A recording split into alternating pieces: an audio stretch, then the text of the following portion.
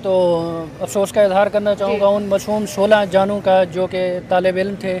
इस हादसे में मैं उनको शहीद करार दूंगा। 20 से ज़्यादा खबर आ चुकी उसके है अभी। पहले इब्तदाई तौर पे 16 की आई थी, 20 से ज़्यादा अब हो गए होंगे क्योंकि कैजुअलिटीज़ में मज़ीद भी इजाफा हो सकता है।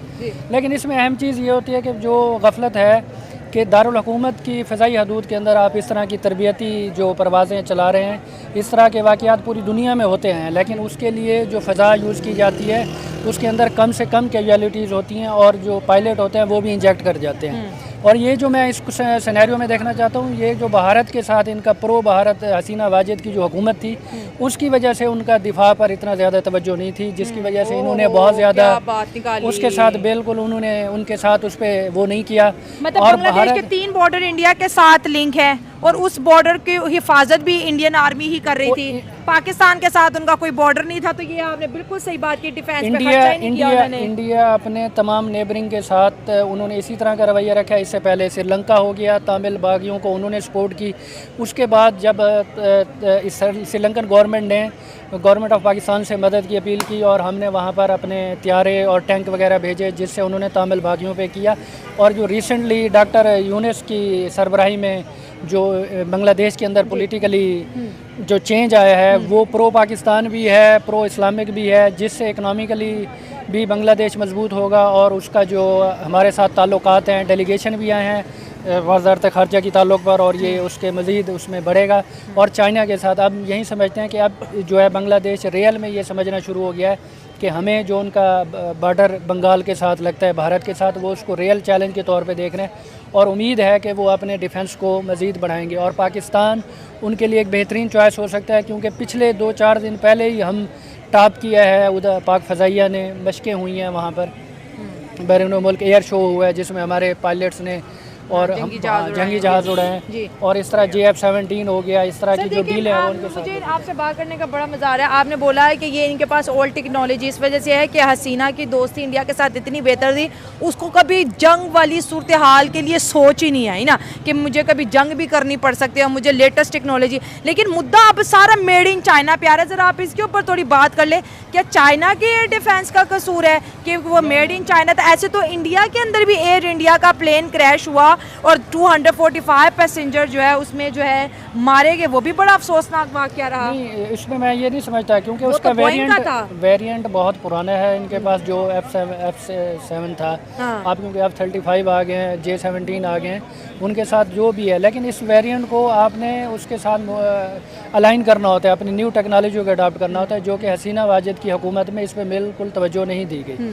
और मेरे ख्याल में इस तरह के त्यारे आप एयर डिफेंस के लिए यूज़ नहीं कर सकते। अब अगर आपका कम्बैक किसी भी मजबूत आर्मी के साथ हो सकता है, जैसा कि आपका बहुत बड़ा तवील बॉर्डर इंडिया के साथ लगता है, उसके लिए आपको फ़िज़ाई ताकत का मजबूत होना ज़रूरी है। जहाँ तक तो मैं इस चीज़ को कंडेम करूँगा, मतलब मुझे अफसोस है इस बात पे कि उनके ढाका के अंदर जो एयरक्राफ्ट गिरा और इतनी जानों का नुकसान हुआ। दूसरा मैं ये समझता हूँ कि यानी कि ये किसी किस्म की मिलिट्री फेलियर है। ठीक है, अच्छा ठीक है। जैसे कि आपने बात की कि वो एयरक्राफ्ट वहाँ पे गिर गया, उनका स्कूल के अंदर स्टूडेंट्स पे गिर गया, पहले भी काफ़ी ऐसे वाक़यात होते रहे हैं। लेकिन बात यह है कि क्या उनके पायलट्स का इतना भी दिमाग काम नहीं करता कि किसी ऐसी जगह पे जाके उसको क्रैश कर दिया जाए जहाँ पे जानी नुकसान ना हो सके। आबादी का बिल्कुल ऐसे ही है।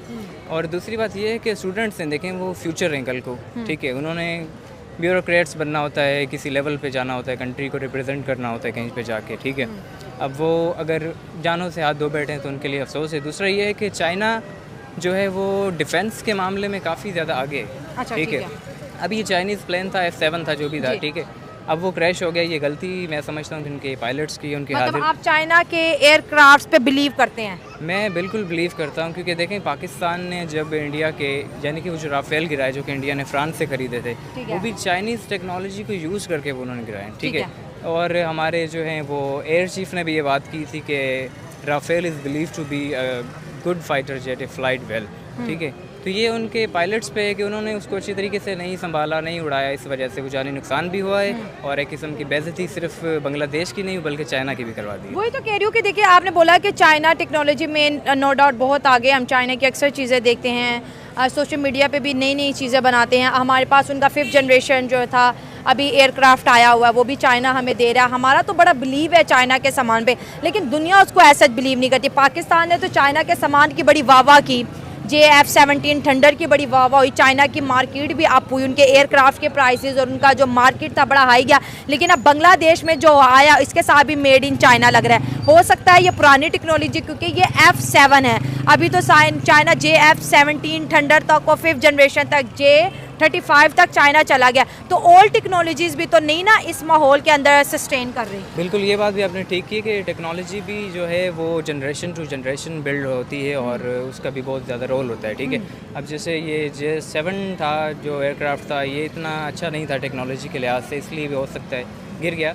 लेकिन जो दूसरी बात ये है F7 था, बिल्कुल मैंने ये F7 है, J7 नहीं है। सॉरी, J-17 थंडर तो वो था जो हमारे पास है। हाँ। बिल्कुल ऐसे ही। तो मैं आपको ये बता रहा था कि ऐसा ही होता है जब, यानी कि अगर वो पाकिस्तान इंडिया के राफेल ना गिराता और वो पाकिस्तानी एयरक्राफ्ट गिरा देते जो कि चाइनीज़ टेक्नोलॉजी से, तो मामला पलट जाना था। तो उन्होंने कहना था कि जी चाइनीज़ जो है वो टेक्नोलॉजी किसी ने काम की है। मोदी ने कहना था, मैं कहता नहीं था हमारे पास राफेल है, वो कहता रहता है। भाई वो बड़ी मजेदार सी स्पीच आनी थी अगर यहाँ पे कुछ गिर जाता तो। बिल्कुल उन्होंने कहा था आज हमारे पास राफेल है ना तभी गिर पाए हैं। अभी वो कहे ना राफेल है, फ्रांस की मार्केट गिरा दी है बेचारी की, फ्रांस खुद चीखे मार रहा है, वो क्या करना है।